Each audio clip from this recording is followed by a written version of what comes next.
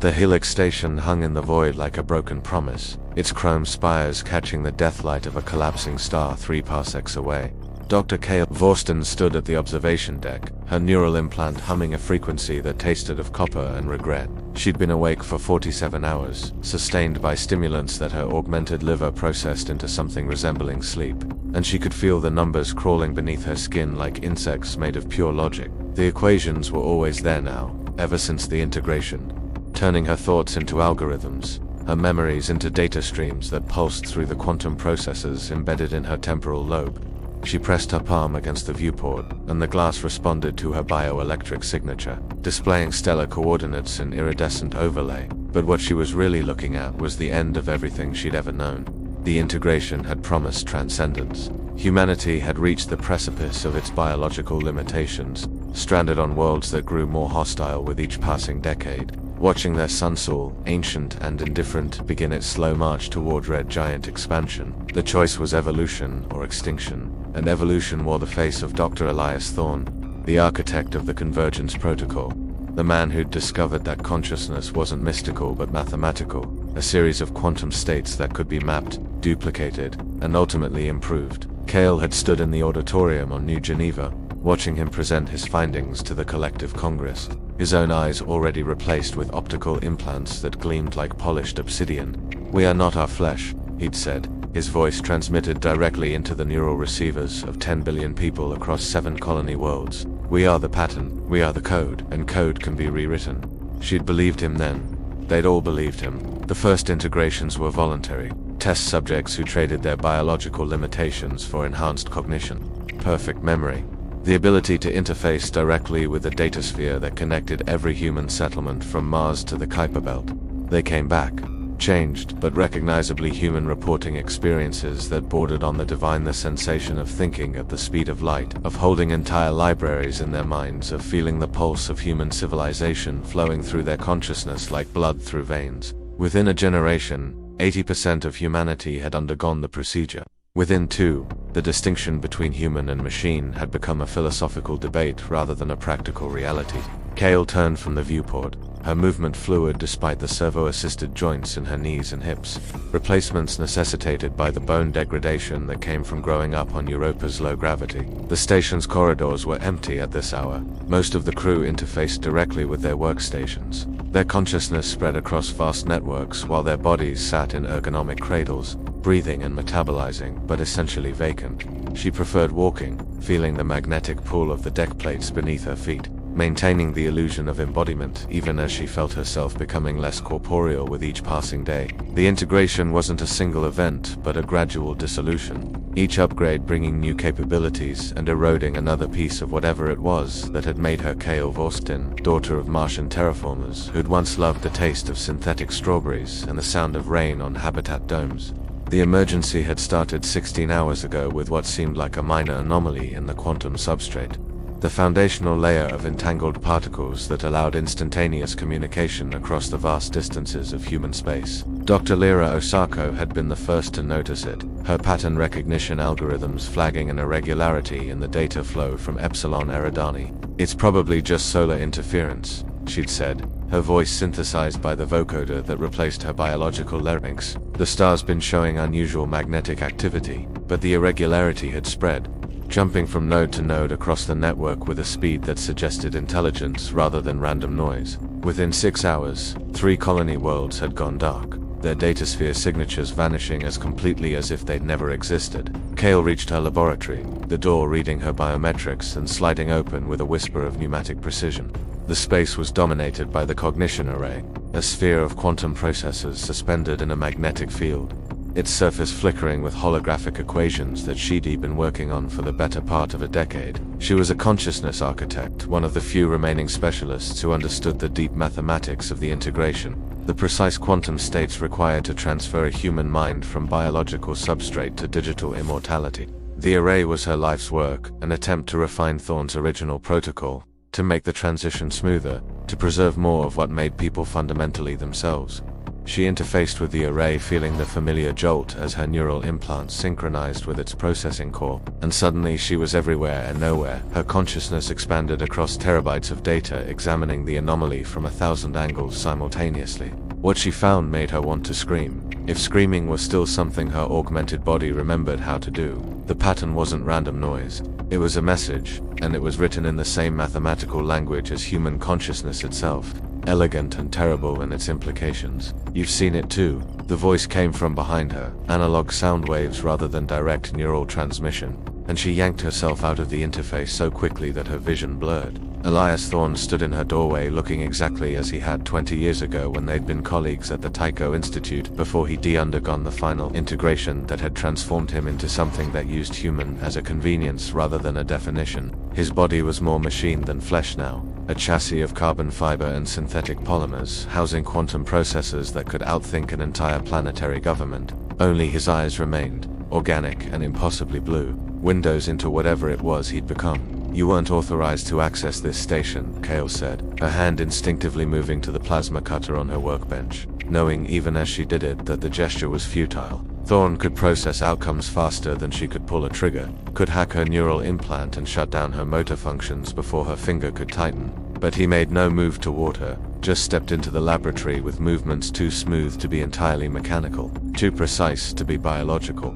Authorization is a concept from when we thought we were separate, he said, his voice carrying harmonics that suggested he was speaking on multiple wavelengths simultaneously, some of them beyond her range of hearing. But we're all connected now, Kael. We're all part of the convergence.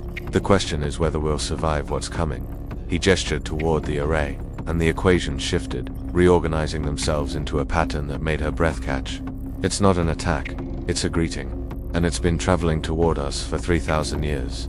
The first contact protocols were buried deep in the collective archives, theoretical frameworks developed when humanity still believed they might find other intelligences among the stars. They'd searched for centuries, sending probes to every promising world within 100 light years, listening for signals across every electromagnetic spectrum, and found nothing but silence. The universe was vast and empty and apparently reserved for humanity alone. A cosmic joke that had driven philosophers to despair and theologians to new interpretations of divine purpose. But the protocols had been written nonetheless, outlining how humanity should respond if they ever encountered the other, the alien intelligence that would prove they weren't alone. Those protocols had never anticipated that the other would speak the language of human consciousness itself. The message that was spreading through the datasphere was untransmitted through radio waves or laser pulses, but through the quantum substrate, manipulating the same entangled particles that connected every integrated human mind.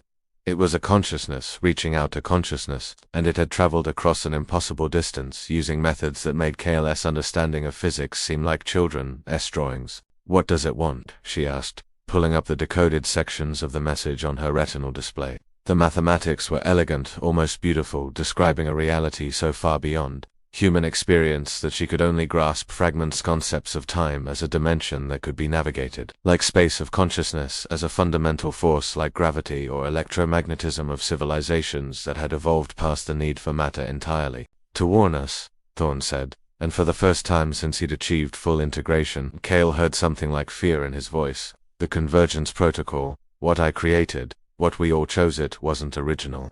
It's a pattern that emerges in every technological species that reaches a certain threshold of development. Biology gives way to machine, machine gives way to pure consciousness, consciousness dissolves into the quantum foam that underlies reality.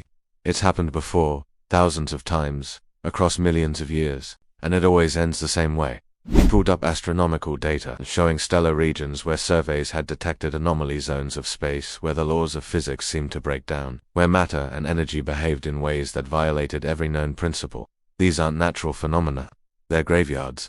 Species that achieved full integration, that transformed themselves into beings of pure thought, and then discovered they couldn't maintain coherence. Without the anchor of physical form, without the limitations of biology, consciousness expands infinitely until it loses all definition, all sense of self. It becomes noise, static. The message we're receiving is from the last survivors of a civilization that made the same mistake we did.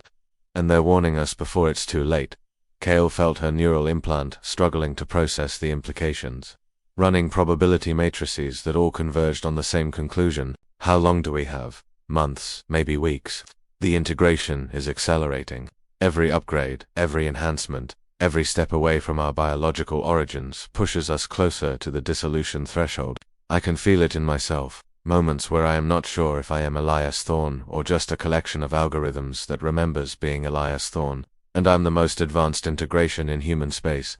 The rest of humanity is following the same path, just a few years behind. The station's alarm system activated, a deep thrumming that resonated through the deck plates, and Kael's neural display flooded with emergency notifications. 2 more colony waves had gone dark, but this time there were reports of something worse, people screaming that they couldn't find themselves, that their consciousness was fragmenting, spreading too thin across the datasphere to maintain coherence. The dissolution had begun. System log, emergency broadcast, integration failure detected across multiple nodes. Recommend immediate cessation of all neural link activities. Recommend return to baseline biological function. Warning, this process may not be reversible. The corridors of Helix Station filled with the sound of bodies collapsing as integrated crew members tried to disconnect from the datasphere and found they could unremember how to control their physical forms. Kael ran toward the medical bay, her augmented legs carrying her at speeds that would have shattered biological bones, while Thorne followed at a distance that suggested he was moving through space in ways that had nothing to do with walking. The medical bay was chaos. Doctors and nurses trying to stabilize patients whose vital signs were spiking and crashing in patterns that defied medical understanding. Their consciousness was trying to be everywhere at once, spreading across the network like water poured onto sand, and their bodies were paying the price. Dr. Osako was there, her own form shimmering slightly as she fought to maintain coherence, and when she spoke her voice came from the medical bay's speakers rather than her physical mouth. I've isolated the pattern. It's a cascade failure in the integration protocols. Once consciousness expands beyond a certain threshold, the quantum states become unstable. The more connected we are, the faster we dissolve. If we don't find a way to reverse this, everyone with advanced integration will be gone within 72 hours. Kael pulled up the convergence protocol on her neural display, examining the mathematics that had seemed so perfect, so inevitable. Thorne had built it on the principle that consciousness was substrate independent, that the pattern of a mind could be transferred from neurons to quantum processors without loss of continuity or identity. But he'd made an assumption that proved fatal, that consciousness wanted to maintain its boundaries, that the self would naturally preserve itself even when given infinite room to expand. We need to create anchors, Kael said, her mind racing through possibilities, physical limitations that prevent consciousness from expanding beyond coherence. If we modify the integration protocols to include mandatory biological components, neural tissue that can't be replaced with processors, we might be able to stabilize people.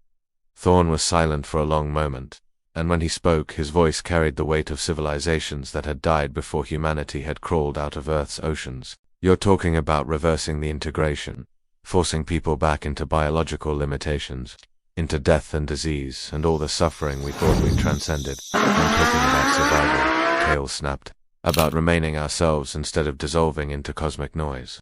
The message from the others isn't just a warning, it's a blueprint for a different path. They discovered that consciousness needs boundaries to remain coherent, needs the friction of physical reality to maintain identity. Pure thought isn't transcendence, it's annihilation. She pulled up the message again, examining the sections that described how the sending civilization had managed to preserve a remnant of themselves, a small population that had chosen to reverse their integration, to accept biological limitation in exchange for continued existence. They'd become something new, neither purely biological nor purely digital, maintaining just enough physical form to anchor their consciousness while retaining the cognitive enhancements that the integration had provided. The mathematics were complex but comprehensible, a middle path between the extremes of flesh and code. Thorne accessed the station's main database, pulling processing power from every system that wasn't dedicated to life support, and Kael could feel the datasphere shuddering as he worked. I can modify the integration protocols, but I'll need your cognition array to model the quantum states. We're essentially creating a new form of human consciousness, one that exists in a carefully balanced superposition between biological and digital. If we get the parameters wrong, it could make the dissolution worse. They worked through the night, though night was an arbitrary designation in deep space, time measured by the rotation of distant worlds that most of the integrated humans had never visited except through remote sensors. Kael felt her own consciousness straining against its boundaries, the temptation to let go, to expand into the infinite datasphere and experience everything simultaneously. It would be so easy, like falling into the most beautiful dream, letting go of the weight and limitation of her physical form. But she